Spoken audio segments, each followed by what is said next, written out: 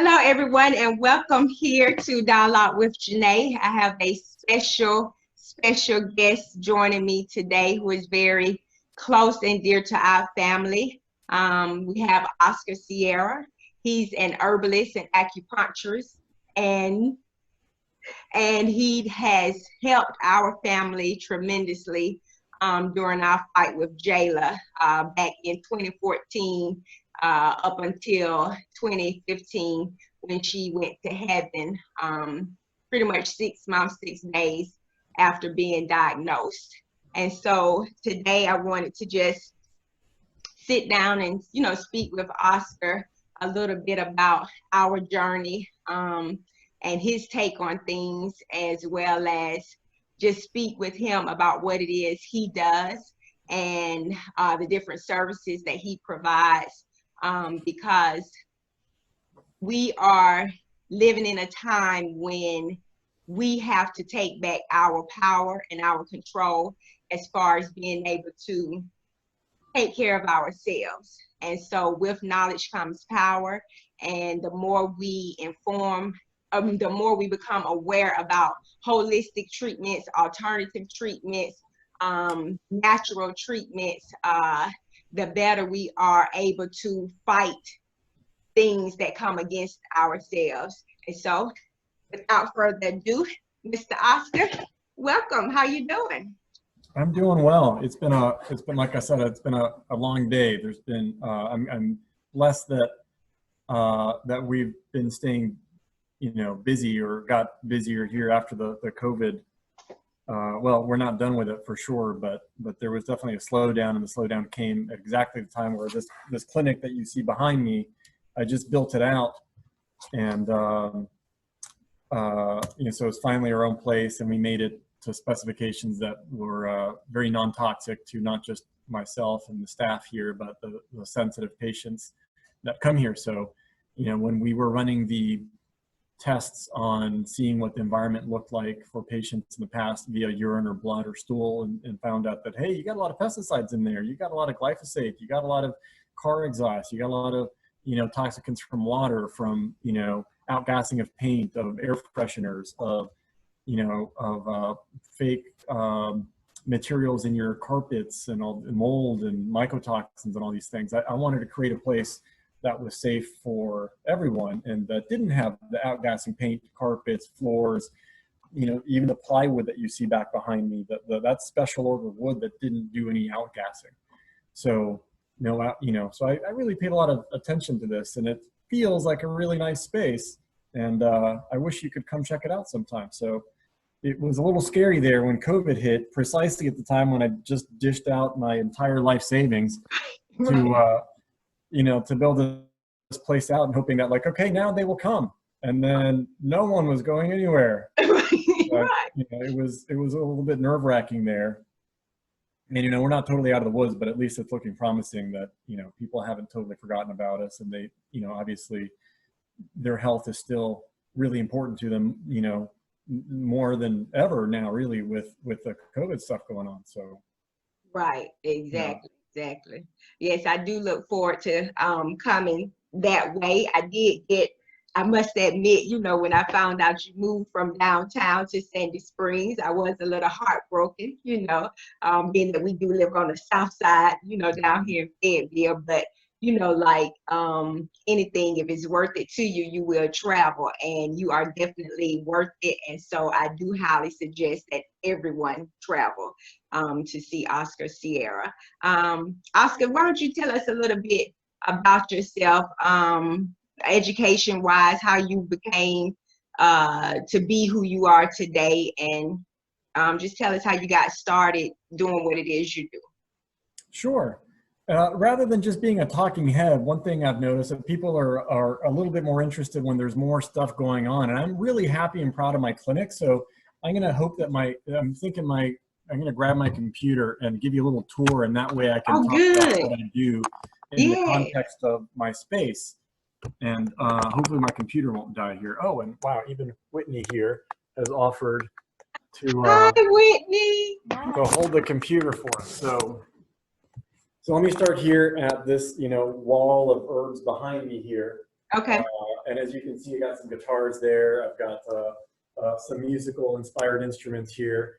So, you know, like your husband, I'm a big, big fan of music, and that's my first love. So, Yes. you know, the artistic expression is very healing. Right. So I don't play guitar, but I have a guitar ready to go for patients that are in my waiting room. And rather than playing elevator music, they can just grab a guitar and start strumming and already create the stimulus on their vagus nerve that is healing for their body, that tells them to chill out and that decreases the inflammation. And I measure these things in blood work. So simply just, you know, playing guitar, you know, does it. I don't do it, but I have one here ready to go. Right, right. So this wall of herbs is mostly right now Western herbs, and they're mostly infusibles. That means that you can make a tea out of them. You can infuse them in water. You don't even need hot water. Most of these seeds, you can just leave it in room temperature water, wait an hour, and then strain it out, and you've got some pretty good medicine. Okay. So we're getting close to ordering about 100 more jars of herbs for the Chinese herbs, which we will decoct. So we'll show you the cooking. You know, Whitney's getting nervous because it's not super clean. It's a little messy, but so these are more herbs. So I make teas, and I'll make topicals. So this is like essential oils that we'll use to make a topical for your skin, or sometimes we'll compound a suppository to do vaginally or rectally. With some of these things, these are formulas of herbs that I'll compound for people. So like a compounding pharmacy, we compound herbs. Right. According to the person. So I don't make a bottle of, you know, Oscar's #1 cure everything mix and make 1,000 of those and sell them on the street. I make one of something for one person that's individualized to them. Depending on their pulse, their blood work, their stool, their urine, their lab results, what their eyes look like, what their tongue looks like. So I'll compound, you know, these are all single herbs, and I'll compound them according to what's going on with a person. So, you know, I'm an herbalist. You know, I will, I'll sling some needles sometimes. I'll do some acupuncture occasionally, but a lot of what I do, I want to empower people because they can do this stuff at home. They don't need me at my clinic to stick needles in them. Here we have. Ignore the recycling pile. Yeah.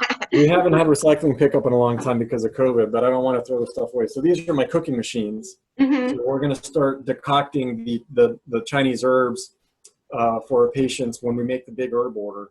So we'll start being able to do that. And so let me ask you this. So remember you had some herbs you gave Jayla, and so we had to send out for that. So are you saying now you will be able to do that in your office? Exactly. So now I have the quality control. So because you know, I bought a $1,000 reverse osmosis water filter, so now I can use really clean water, and I order organic herbs. Some of my friends are growing these herbs, so I know where they came from. Right? So I know the water, and I know the herbs. I know who put it together, which was me. Okay. So, you know, I don't know that I trust. So before, they were decent quality herbs, but they weren't organic. Right. And it was decent quality water, but it wasn't reverse osmosis. So we're stepping up our game and getting better quality because it matters. It does. Right, right. And that's good because, I mean, we can only do what we know is the best at that particular time, and we should expect to get better, you know, as time progresses. So that's excellent. So this is my office. I'm still setting it up. As you can tell, I've got a clarinet and a flute up there and some conga drums. You know, music is still really important to me. So I'm still setting it up. And then, and that's funny you mentioned about music being important because when Jayla was born preemie, in the NICU, we played music for her at night while she was sleeping, or basically when we weren't there, we played music for her, and it helped to stimulate and help her with her thriving, you know, as a premature infant. So people really do not underestimate the power that music has on your soul and your healing. Absolutely. Absolutely. And you know, everyone has some kind of arts thing, right? Like I can't draw worth a flip. And honestly, like you know, going to a museum and looking at stuff on a wall doesn't do a whole lot for me.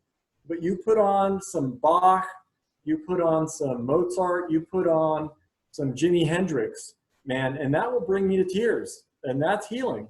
So, you know, everyone's different. So I resonate with the musical piece. Right, yes. This is my treatment room that we built out. Wow. So we've got an infrared treatment table here, which is it's got amethyst crystals and far infrared light and, that you can't see that comes out of this thing. It helps improve circulation. It's good for lymphatic flow. So inside the table.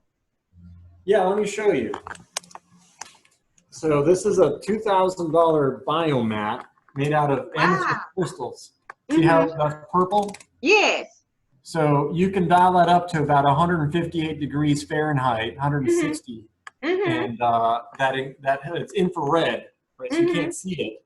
So, and it doesn't emit the bad type of electrical magnetic fields, the EMFs and DEs, because it switches it to run on basically DC, so like battery powered, on the wall using this controller. So you can dial it in using this guy. Okay. So, you know, it's I kind of do that while we're doing acupuncture, and it's like a double whammy of, you know, you get the needles making the energy and the chi flow, and then you've got the infrared kind of working on your behalf as well. So this is just a nice, calm, peaceful space, and then the floor, if you can see, is cork. So that's a soft but not outgassing natural floor that doesn't. So like all the fake wood, that outgasses forever, aldehyde, so it never stops being toxic. Oh, wow. Carpet's the same thing, unless they're natural. Like this is a wool carpet, right? Okay. So I can take that outside and beat it with a stick and make sure it's clean, and, you know, wipe down underneath it, and there's no mold, there's no outgassing because it comes from a sheep, right? Right. So, you know, we paid a lot of attention to these things. Let me ask you about that infrared table. Is that remember when you used heat lamp on Jayla? I can't remember. Were you using that too for the infrared part, or was that something different? That's exactly right. The lamp is so remember there's a Roy G. Biv, remember, from school. So red, orange, yellow, all the way to violet. And that's where our eyes can see the spectrum. If we were a bumblebee, we could see over here the ultraviolet. And if we were some other kind of animal, maybe an elephant or something, they could maybe see a little bit over here beyond red. Right. So the lamp, which was in my room, I don't know if you saw it, I still have one, is in the, just below where we can see. The biomat is further over here. So the longer the waves, right? So this is ultraviolet, this is violet, this is, you know, so longer waves are going to be penetrating the body deeper. So you want that because it helps the molecules vibrate and helps move lymph. And also in cancer, there are these things called heat shock protein. So heat shock protein is expressed in all of your cells, and it helps your cells not get fried with hot temperature. So for example, when you have a fever, because you're trying to burn off a virus, your body produces interferon, and it helps basically make a really uncomfortable terrain and environment for a virus. And it's going to be uncomfortable for you too, but you're going to weather that storm a lot better than the virus or the bacteria. Right. Because they don't have heat shock protein. Heat shock protein is a genetic piece that codes for a protein that allows your temperature, it allows a buffer, it allows you to deal with really hot temperatures. Now, what we can sometimes do with cancer is to selectively knock that down on the cancer cells and increase it on the good human cells. And so if the tumor is close enough to the surface, you can actually add heat, right? And then it's too hot for the cancer because it doesn't have those heat shock proteins to protect them. And it's the normal cells will be protected because they upregulated the heat shock protein. You know, so that's one of the strategies in addition to doing systemic Right. cancer treatment, right? But when you combine all of these things, so the things that do this are herbs. So there's no drug that can selectively only do this in cancer cells. Now, how herbs do this, God if I know, right? I mean, it's you know, it's some God stuff right there, as one of my teachers says, PFM. Mm-hmm. Pure what? Pure fairy magic. Okay. Or pure whatever magic, however you want to define that, right? Mm-hmm. So she is a brilliant herbalist, and she knows how to make some really good medicine.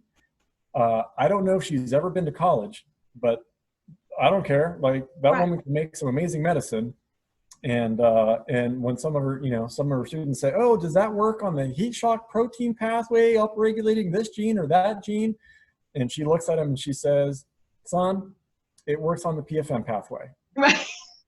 And they go home and they look it up in their books and they go, "You know, Robin, I can't find that pathway anywhere." She says, "It's pure fairy magic. That's how it works."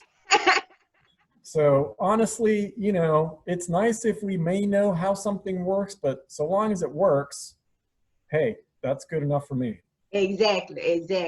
And speaking of talking about as long as it works, I remember the nurse, one of the hospice nurses, always coming in, you know, just amazed at how Jayla was doing. And she was like, you know, compared to other brain tumor patients, you know, she was like, whatever it is you all are doing, you need to bottle it up and sell it, you know, and help more patients, you know. And that's one thing with Jayla from the moment she was diagnosed until she transitioned to heaven. The only medicine she took was Tylenol. And she probably only took that twice, you know, if not 3 times throughout this, you know, 6 months, 6 days, you know, whereas most, you know, pediatric brain tumor patients are, you know, in a lot of pain, you know, the heads, the seizures, you know, and all of that stuff. And, you know, blessedly, we didn't deal with any of that. And, you know, as you know, we opted out of the one and only thing. In the beginning, they were offering us chemo and radiation. And so it was an inoperable tumor, so they couldn't do the surgery. And so then by the time we finished doing 4, and of course this was prior to, you know, getting with you, by the time we did 4 second, third, fourth opinions, the chemo drug that they were recommending, they were saying no to now because they found out it was doing more harm than good. So the only option they offered us was radiation, which, you know, they said if it works, you know, it works meaning prolong her life because it was incurable. Not curative, that's right. Right. It would be 40%, you know, and of course we were like, okay, she's fine. She's just walking funny, but you're giving me all this stuff that will go wrong from this radiation treatment. He was like, you know, we'll pass on that and, you know, try to build her body up, find alternative treatments. And that's how we found you. And from what you did for us, and of course, we were hoping for a miracle and expecting her to still be here, happy, dancing, singing, you know, playing.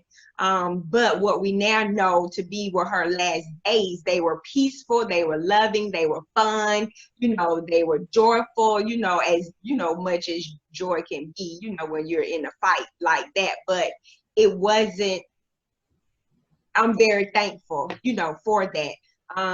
So can you speak on how you go about determining the course of treatment based on, because I believe, were we the first child or second? I can't quite remember. But can you talk about how you go about determining the course of treatment and how long it lasts, you know, because it's different than dealing with a physician, you know, or whatnot. So, well, the interventions are different with everyone, but the point and the goals are always the same. And the first is, of course, the general rule of medicine, which, you know, goes back to the father of Western medicine, Hippocrates, which is the Hippocratic Oath, it's a bunch of things. One of them is first do no harm. First, at least don't make them worse. Or or at least identify what things may be making them worse that they're eating or exposed to every day. So even if you're not going to make them better, right? At least A, don't make them worse, or B, identify the things that they've got plug-in air fresheners. They've got foods that they're allergic to. They've got inflammatory things in their life that are just making their situation worse. So that's the first thing. The second thing is you just, instead of focusing on the cancer or the bacteria or the virus or the pathogen or the beastie, focus on the person and just get them rocking. Get them functioning really at a high level, not just, oh, we checked your CBC, your white blood cells are good, your red blood cells are good, you're alive. Well, that's not good enough. Right. I want to check not just if they're alive, I want to see if they're optimal. Check the vitamin D, check the magnesium, check the zinc, not just that they're average, because look around you in America. I mean, average is fat and undernourished and stressed out. Right. So no, I don't want to be average, especially in these averages, right? Right. I want to be optimal. Screw average. Right. And JLo was not average. I mean, if I was going to want to bottle something up and give it to everyone else, I would say that the number one thing that she showed was her spirit. So that's that she was just born with. Right. So the approach here is simply just to first do no harm and identify what may already be doing harm, that they're eating or exposed to, or they've got their Wi-Fi underneath their bed, or they're, inhaling, they live next to a highway, either move or get a IQ Air, Austin Air, get some really great air filtration systems, right? So just like quit making it worse, and then start making it better. And then yes, you do still pay attention to the pathology, the cancer in this case. In her situation, it was very tough, because how do you suppose I had a magic herb that knocked out that specific cancer. How do I get that into the brain? Right. That's one of the main things with any kind, and I'm working with a 10-year-old right now for a couple of years with a brain tumor.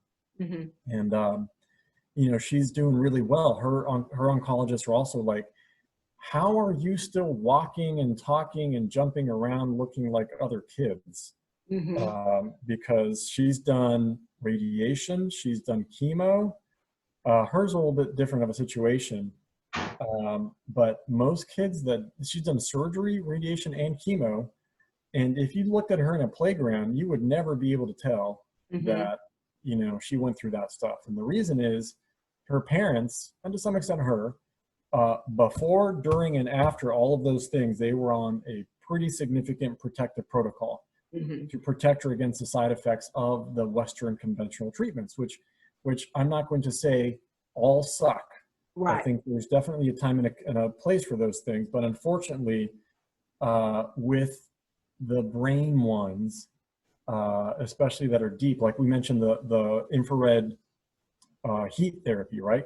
Like if you have like a melanoma or something on your skin, that's right there. Right. I mean, I can put the frankincense on that, but if it's in the middle of your skull, I can't. How do I get that there, right?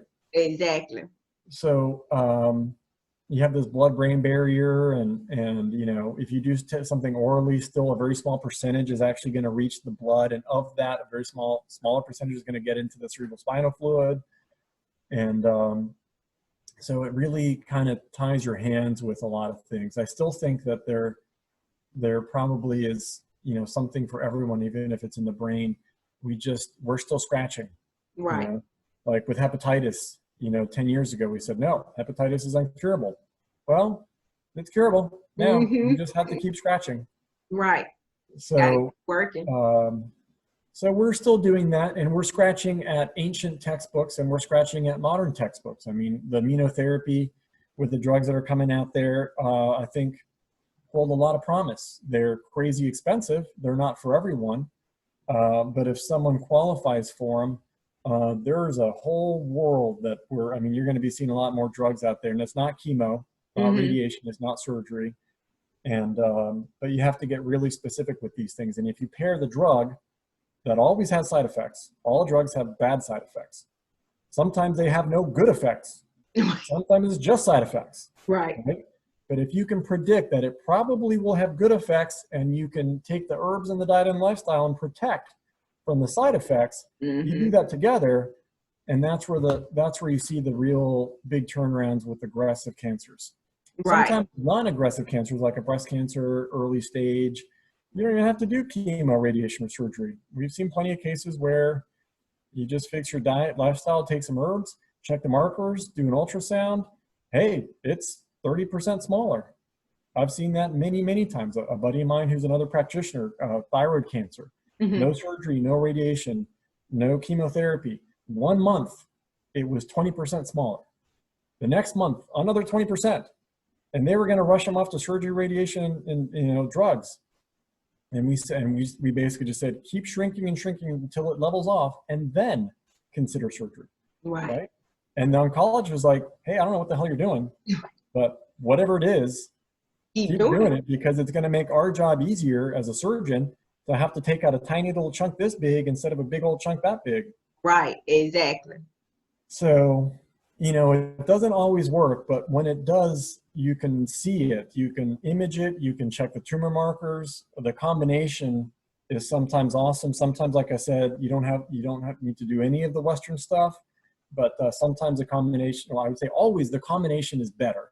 Right. But you start with the natural stuff, and if you have to, you use the toxic stuff. But if you use the toxic stuff, then you gotta protect the body with the natural stuff. Right, right. Yes, that's one thing. That's the approach. That's one thing I have realized in talking with other families, who are also in the fight, that they were able to have the quality of life, that they notice a difference, when they did add on the natural or alternative or holistic approach, to the Western treatment, if they were doing that. It did help to put off the side effects. And then that is something that we learned at a cancer killers conference, that one of the doctors there, he stated that he wasn't a fan of, chemo.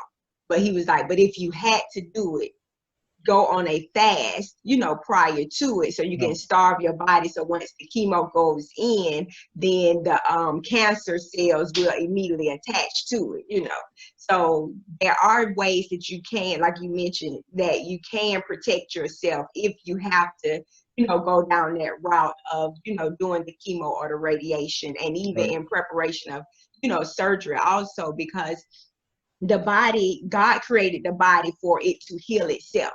But because of modernization, we have, weakened our defenses.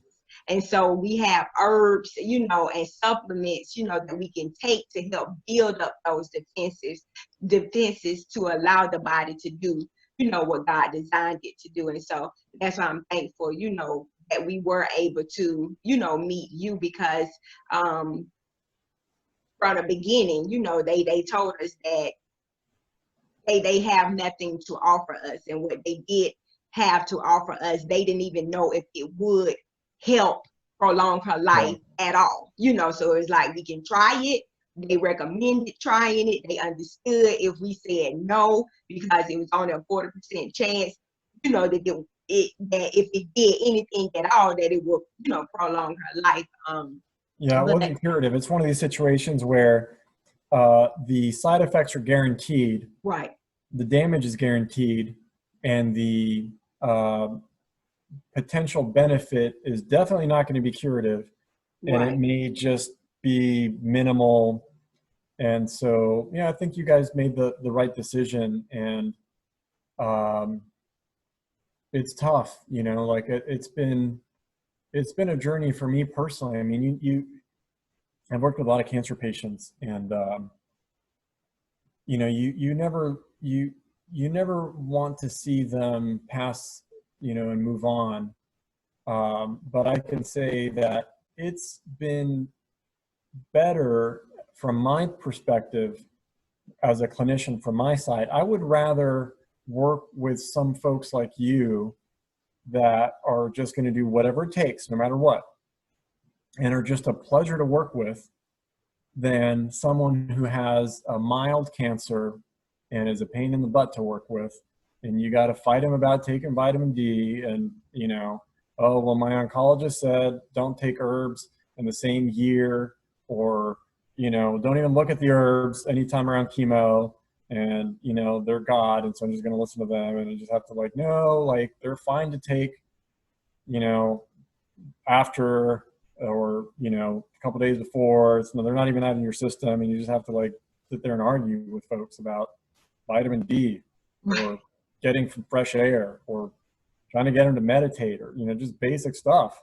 Right. And, you know, it goes down to, you know, a quality of life is, you could tell Jayla, like, she was all in. You guys were all in. She was all in. You know, we were able to give her pretty good quality of life. Yes. As you know, like, it doesn't always go down that way. Right. I've seen it go, you know, since then, since, you know, working with mostly cancer patients since 2012. Like, I sometimes get the call, you know, not early on, like you guys called me early on.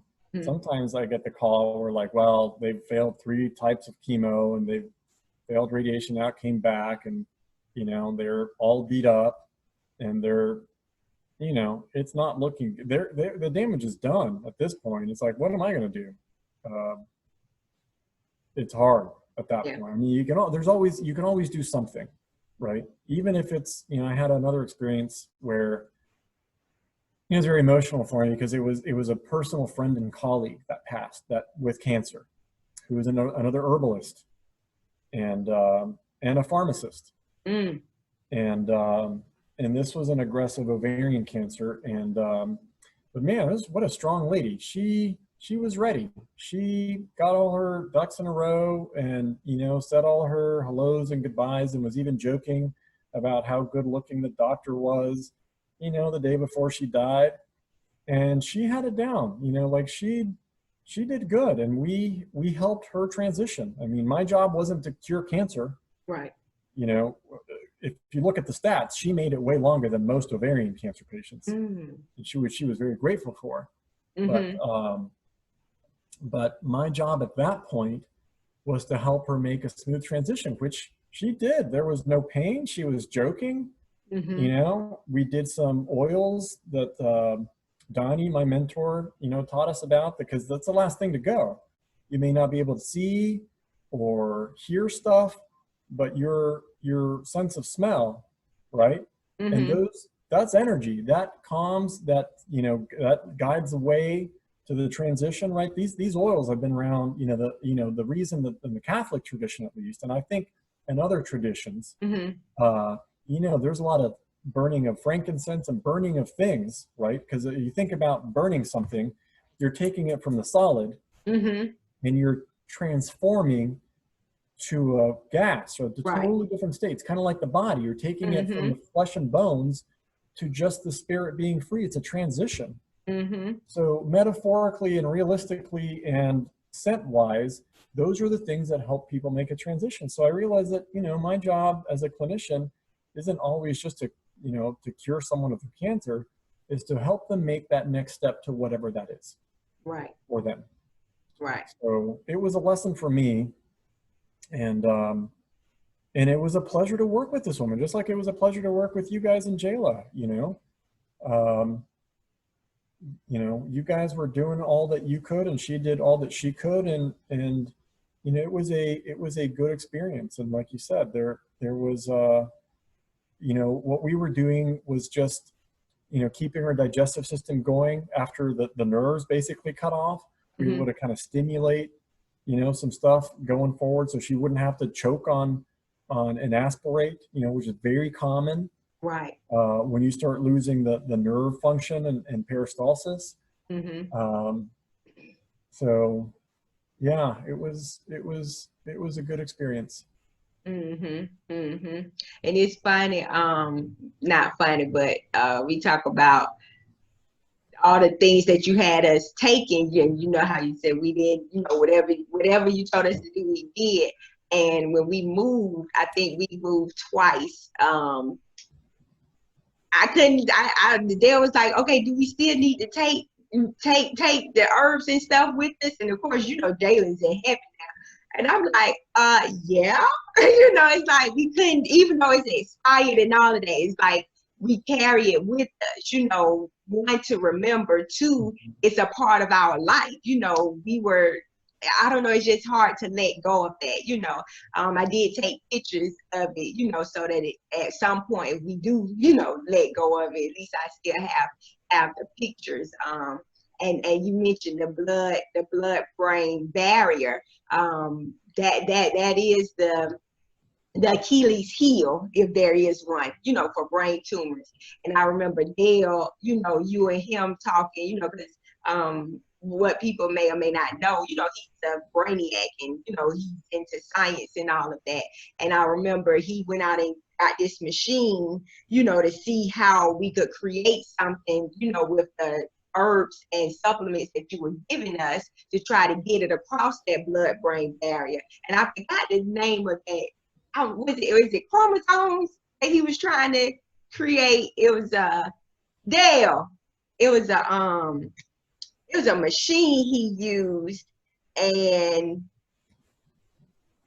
because I think you told us we had to get, it had to be so small, and the only way to do that was, you know, by creating something. But anyway, so he was in the kitchen, you know, doing that, and I think that also helped, you know, contribute to her quality of life, and just being at peace, you know, and not hurting, you know, and all of that. And it's funny because I do believe things happen for a reason. As you know, Jayla's story, when she came here, her life was first threatened at 14 weeks, you know, with me having vasoprevia, and at 18 weeks with cervical funneling.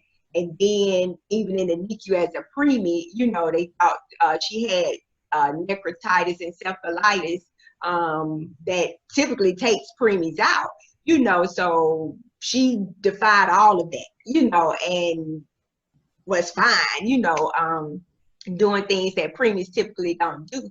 And so once we got the cancer diagnosis, we were like, oh, that's nothing, because all the stuff we've been through, oh, that's nothing, you know. But it didn't turn out, you know, the way we wanted. But I think Jayla had a sense, like that week before, that Tuesday, and she transitioned on a Friday.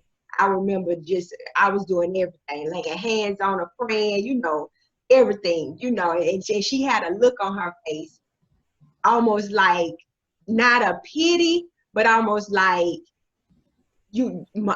almost like she was saying, Mommy, you're trying with everything, but regardless of what you do, I have to go. You know, like it's nothing that you can do to stop that, you know. And so I think it happened the way it happened. You know, I'm still trying to process that and all of that, but you know, like with anything, good comes from it. And so that is what, you know, I have decided to do, is turn our lemons, you know, into lemonade, and you know, by sharing our story so that other families, you know, will have the opportunity to know that they have options.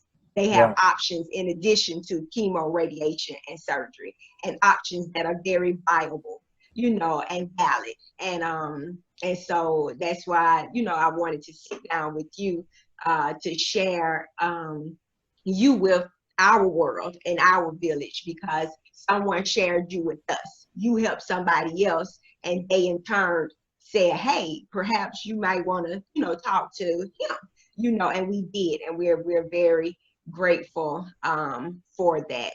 I'm so excited, you know, with all the new stuff that you have going on, you and everything. And we are planning to move. And so in our house, I will be calling you to make sure that we get our flooring right, you know, because, you know, that's one thing you mentioned about the compounding. You know how you make the compounds. You did that for D2, with his stomach issues, that he was having, and with them having sensitive skin and eczema, and all that stuff. But I rebuke all that. We're fine and healed in the name of, our Heavenly Father. So, but yes, I will be contacting you to make sure we get our house in order with the flooring and the carpeting, or I don't think we're going to use carpet because, it's unnecessary. There was so much there. I mean, I spent many, many hours researching that with the top experts in the land, which I'm fortunate and privileged to have access to, namely Mary Cordaro and Walter Crinion, who passed away last year, sadly, but Mary's still around. And I actually commissioned her tried to commission her to help me with this build out. But her wait list was like 3 months long. Wow. And so I went back and I was able to see what all she had been recommending to colleagues for the last 7 years. And so I just scrolled through all her recommendations to other people and basically answered all my own, well, most of them. I still would have been happy to pay her. Right. You could read a book on genetics, or you could just hire a good person that's been there, done that. And I would have rather done that. Right. But I didn't have that option because there's very few people in the world that know how to do this stuff. And fortunately, I had her responses to other queries. So anyway, there was way more than I thought. I'll put it that way. There's not like, here's your type of flooring that's good for everything.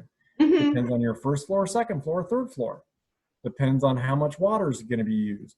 Depends on what the basement membrane is. Is it wood already, or is it concrete? Is it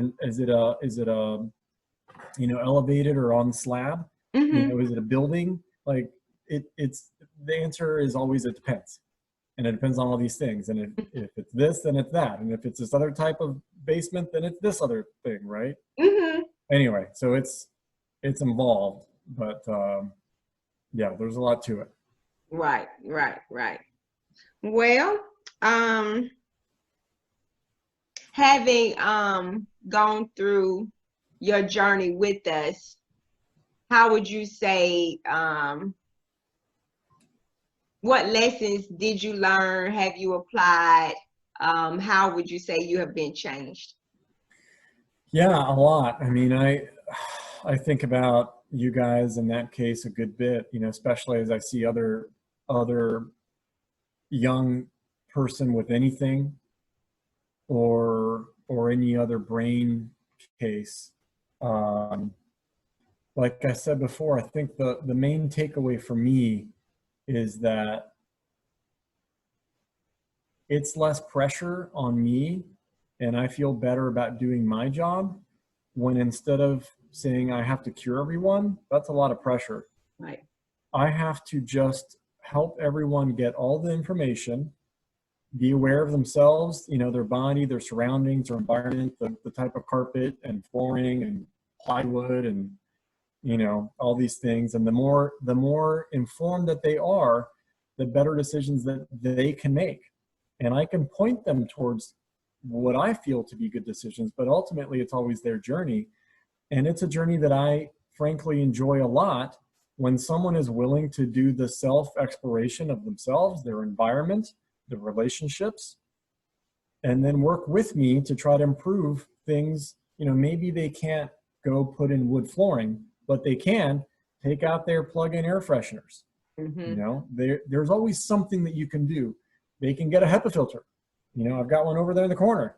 You can get one of those Goodwill for $12. I got a video on my YouTube channel, Sierra Botanic and Collaborative Medicine, about, hey, I've got these really high-end air, IQ Air and Austin Air things, and we sell them now. They're $700+ and that's awesome, especially if you can't replace your carpet or your flooring. But hey, you can go to Goodwill and pick something up for $10. It ain't awesome, but it's something. You can always do something. Like my friend who was, ovarian late-stage cancer, I ain't going to cure her, but I can help her have a better, smoother transition, right?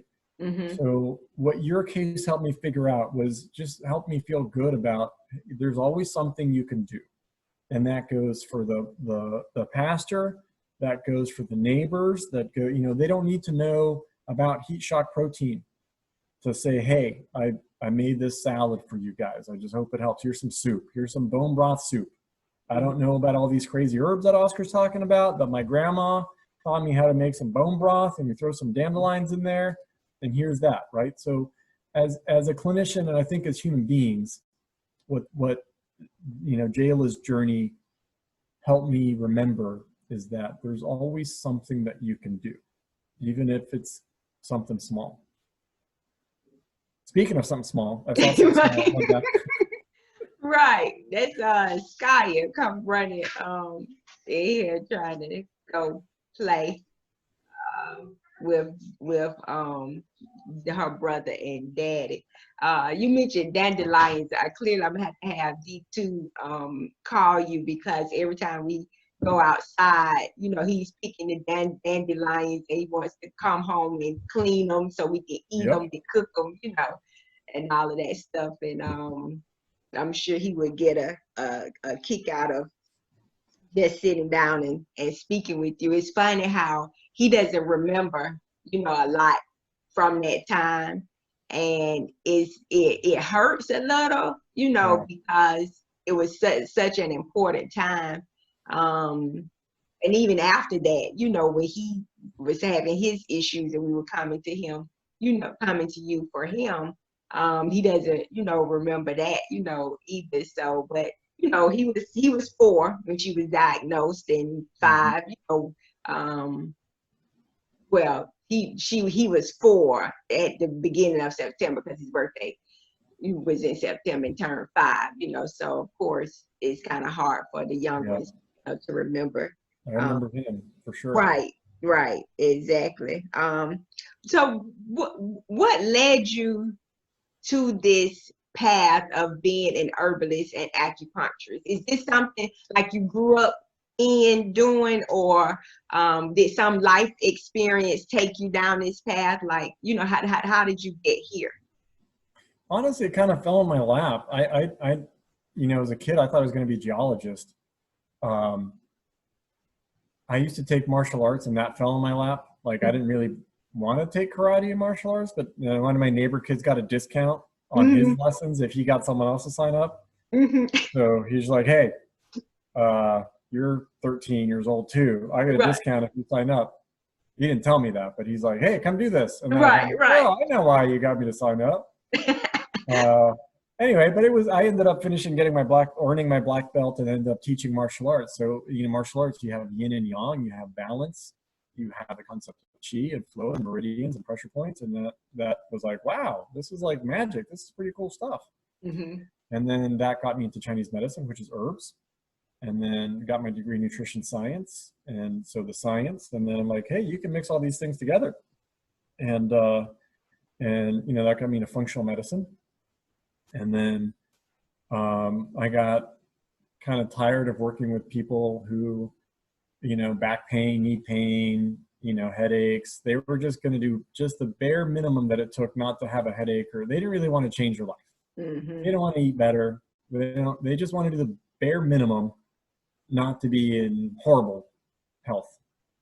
So just enough. Right. You know, so you know, that was okay, but it wasn't super rewarding. And I realized that, not that I love cancer, but that I love working with people who are ready to change.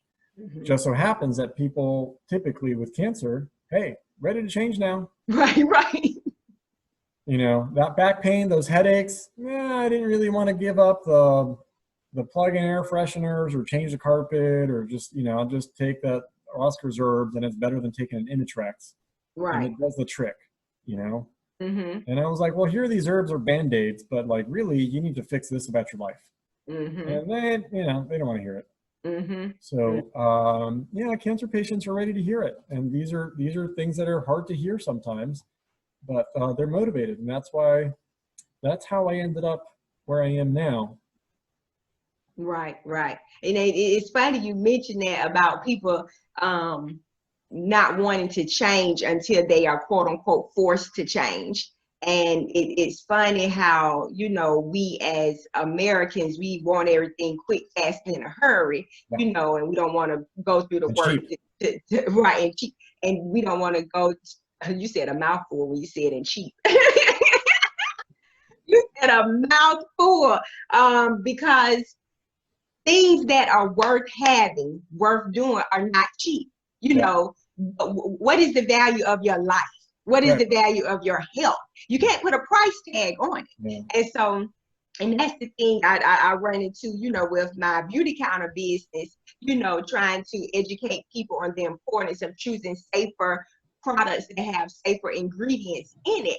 And it's like, you know, people, you know, say, you know, well, you know, I'm fine with using my stuff. I like this, you know, and all that. And I'm like, but the ingredients are linked to cancer. You know, it's like, so do you have to wait till you get a diagnosis of, yeah, you pretty much got 6 months, you know, so what you gonna do? Sadly, yes. The answer is typically, sadly, yes, they do need to wait to get a diagnosis before they're ready to change, which is horrible. Right.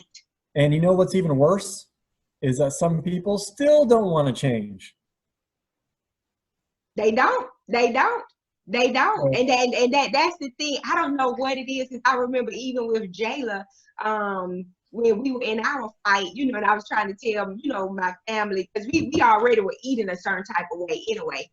She changed our lives for the better from the moment of conception, but definitely once she was born a preemie, you know, we learned, that's when we started eating organic food. You know, that's when I learned about the product, the ingredients not being, you know, good for us in our products, and that, you know, the government doesn't regulate the personal care industry, you know, like it does as good as it does the food industry, you know, and we, you know, like that there's loose regulation there. And it's like people, you know, so we were already eating a certain type of way and not eating, you know, eating sugar and everything, and or candy. Like my kids, they don't know what candy is and all of that stuff. And so when she was diagnosed, we definitely, you know, whatever little bit, you know, because, you know, at parties, you know, we would bring her eat cake then, right? You know, but I was like, okay, no more sugar, no more cake, no more whatever. And Mom was like, well, just give her a little piece, you know, we don't want her to miss out.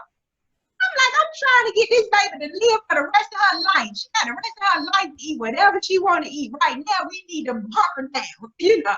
And so it's like that mindset. I just don't understand that. And I'm like, do you understand when you're at war? And that's what it is. When you have been told you have cardiovascular disease, you have diabetes, you have cancer, that is a disease that is taking war against you, has come and said, it's a battle. It's you or me. And you got to decide, it's me, you know, I'm going to fight, you know. And, you know, I just hope that, you know, through our dialogue, you know, that people will come to see that they do have a choice and they do have the power and they do have control no matter what diagnosis has been given to you. And just because my situation may not have turned out the way everyone, and especially mommy and daddy, you know, were expecting, doesn't mean it won't happen for you, you know, or somebody, you know. It's what you believe, it's what you feel, it's what you declare, it's what you do to reinforce all of that, you know. And so I'm thankful. I'm thankful that you exist, and I'm thankful that more people like you exist, and it's becoming, you know, just like in the beginning with organic food, you know, everybody's like, what? And now it's like the norm. Organic stuff is at Walmart. Imagine that. Right? And so now it's becoming normal for people to seek out alternative treatments, holistic treatments, you know. But like you said, the cost factor, you know, sometimes prohibit them, you know, from moving forward. But you got to find a way to get it done, you know, because it's priceless, you know. Yeah, people got to think critically. Like, you know, you don't, just because it's not common doesn't mean it's normal. You know, like, you know, 10 years ago, it wasn't common to try to eat organic. And now as people got educated, be like, no, hold on, that wasn't normal. What is normal is eating stuff that doesn't have a bunch of poison on it. That's normal. You know, y'all are the ones that weren't normal.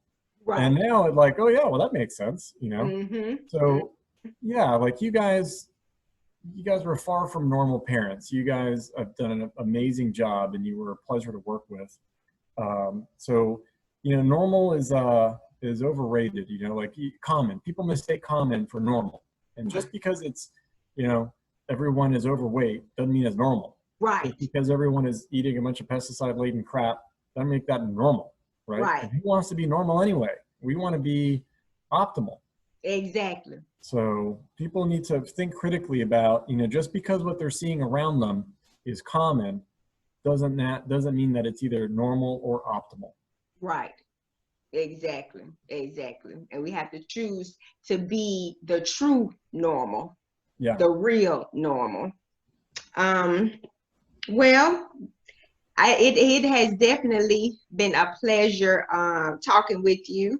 How, if someone wanted to utilize your services or consider utilizing your services, what does that process look like, or what are the channels that they need to go through to hook up with you? They can find us. So I'm still setting up my website because I've been so busy trying to just unpack boxes still and get all the herbs going and still working with patients that I have a landing page at least. It's Sierra Botanica and Collaborative Medicine is the name of the company. The website is www.sierracollaborativemed.com. We are on Facebook. I have a YouTube channel. There is a website. It's not super awesome, but it at least has our name and phone number and address. We're in Sandy Springs. They can easily find it. Calling is really, no, don't email. We have way too many emails. It might get lost through the cracks. And honestly, we don't accept everyone just because they call, but if we talk to you and it sounds like we can work together, we'll work together. It sounds like, you know, like, because there's a lot of people out there that don't want to change.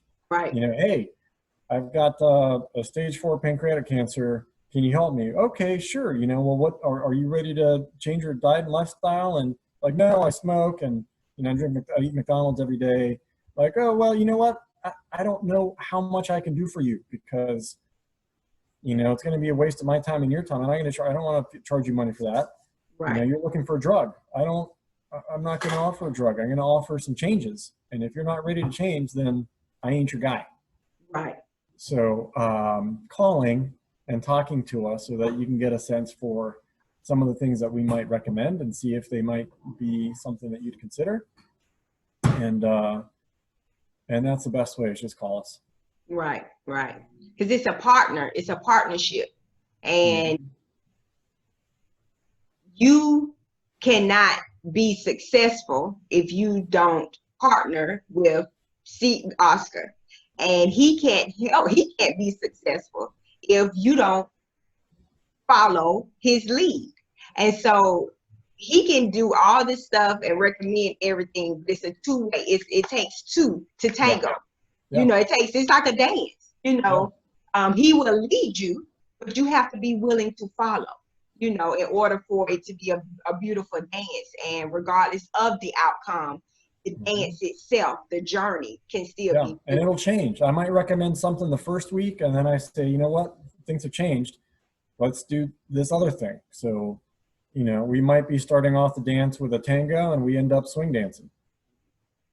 But you know, we're both going to be listening to the music and listening to the beat. Right, right. And as long as you keep moving, you know, that's the goal and that's the point. Well, Oscar, I think that's going to wrap it up for today. I know that we'll probably get a lot of questions once people see this. And so I think we may want to be able to come back and see what else we can talk about and dig into, because like I did mention, you did help us with D2, and he was initially diagnosed with multiple food allergies and environmental allergies and severe eczema. So clearly we have more that we can discuss. But until then, I thank everyone for tuning in and watching. And I just hope that you take away from this that you have a choice. regardless of what diagnosis you have been given. You have control, and you have to utilize that control. And in utilizing that control, it does mean making changes. Eat better, live better, do better, and definitely be mindful of what you're putting into your body and on your body, because those things can negatively affect your body. So, Oscar, thank you. We love you. We wish you much success, and we will definitely be out there to see the new facility. And yes, Tell Dale I said hey. I will. I will. Look, we'll have to do a personal Zoom, so we could get the family on, catch up and all of that stuff. But everyone, thank you for tuning in, and we wish you the best, and we pray that God will continue to bless you and your family, and just, keep hope alive. And until next time, please keep the dialogue going. Thanks, Shanae. Take care.